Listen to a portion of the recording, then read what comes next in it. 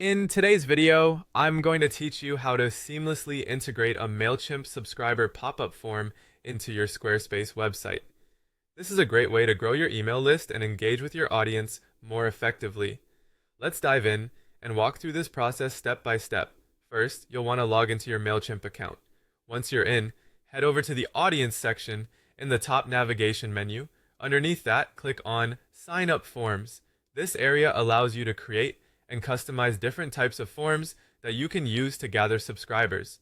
For today, we're focusing on the subscriber pop-up form. Click on it and you'll be brought to a customization page. Now here's where you can let your creativity flow.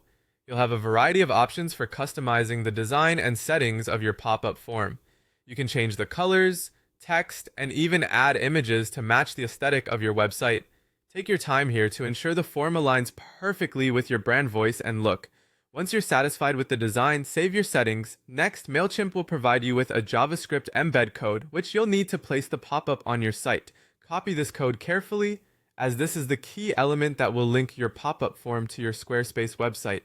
With this code in hand, it's time to head over to your Squarespace account. Log in and access your website editor.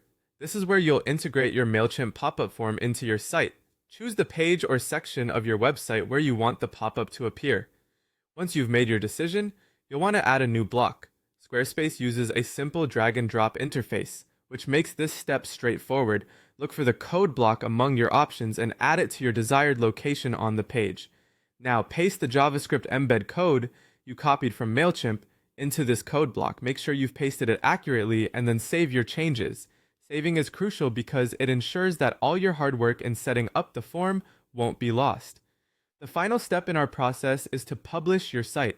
Publishing makes the changes live and allows you to test the functionality of your new pop-up form. After your site is published, it's always a good idea to test it out. Visit your website and check that the pop-up appears as expected.